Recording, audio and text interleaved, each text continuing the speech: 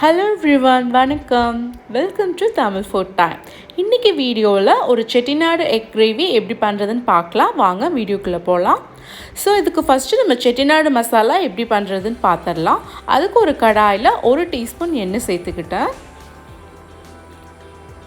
So இப்போ என்னென்ன add பண்ணுறேன்னா ஒரு 1/2 டீஸ்பூன் சீரகம் நல்லா பொரிஞ்ச உடனே ஒரு 1/2 டீஸ்பூன் மிளகு,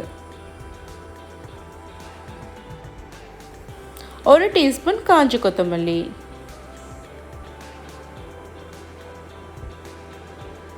அப்புறம் காஞ்ச மிளகாய் ஒரு 4 சேர்த்துக்கிறோம். இந்த ஸ்பைசஸ் எல்லாம் நல்லா வதங்கினதுக்கப்புறம் ஒரு 1/4 கப் தேங்காவை சேர்த்துக்கிறேன். ஸோ இந்த குவான்டிட்டி எல்லாமே பார்த்திங்கன்னா நான் ஒரு 4 முட்டை பாயில் பண்ணி வச்சுருக்கேன். அந்த குழம்புக்கான இதுதான்.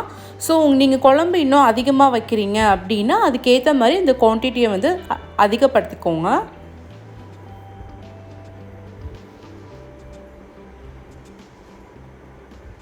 இப்போ இந்த மசாலா ஆறினோடனே ஒரு மிக்சிக்கு ட்ரான்ஸ்ஃபர் பண்ணிவிட்டு இதை நம்ம அரைச்சி வச்சிடலாம். 2 பெரிய தக்காளி எடுத்து அதையும் மிக்சியில் அரைச்சி வச்சுக்கலாம். இப்போ குழம்பு எப்படி செய்கிறதுன்னு பார்க்கலாம். ஸோ ஒரு கடாயில் ஒரு 2-3 டீஸ்பூன் எண்ணெய் சேர்த்துட்டு அதில் பட்டை, சோம்பு, கருவேப்பிலை இது எல்லாமே ஆட் பண்ணிக்கலாம்.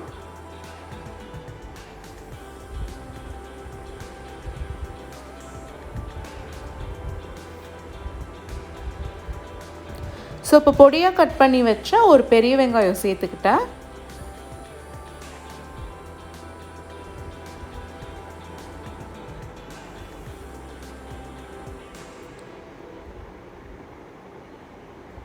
இப்போ ஒரு நமக்கு தேவையான அளவு சால்ட்டும் ஒரு 1/2 டீஸ்பூன் மஞ்சள் தூள் அதையும் சேர்த்துக்கிறேன்.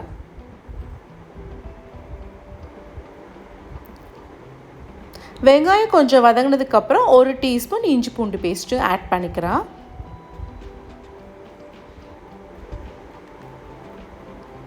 ஸோ இஞ்சி பூண்டு பேஸ்ட் வதங்கினதுக்கப்புறம் நம்ம அரைச்சி வச்ச தக்காளி பேஸ்ட்டையும் ஆட் பண்ணிக்கலாம்.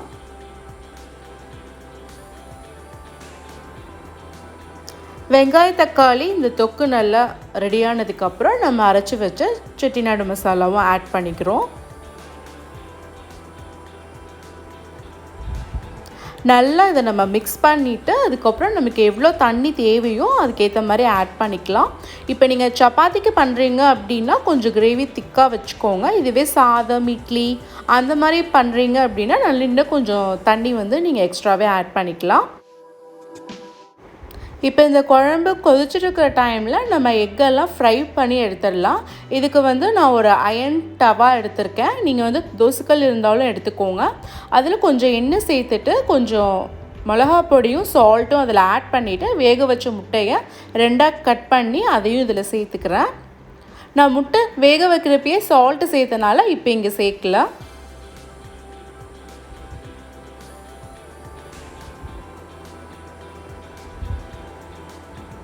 எக்கு ஒரு சைடு ஃப்ரை ஆனதுக்கப்புறம் நம்ம டர்ன் பண்ணிவிட்டு 2 சைடுமே நல்லா ஃப்ரை பண்ணி எடுத்துக்கலாம்.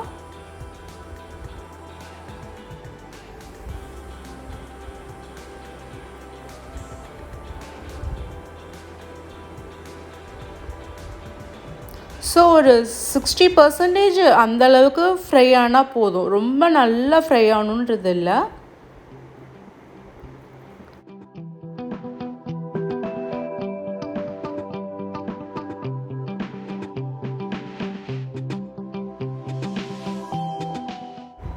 இப்போ ஃப்ரை பண்ணி வச்ச எக்கை வந்து இந்த குழம்போடு சேர்த்துட்டு ஒரு 5 நிமிஷம் மட்டும் வச்சுட்டு அதுக்கப்புறம் நம்ம கேஸை ஆஃப் பண்ணிடலாம்.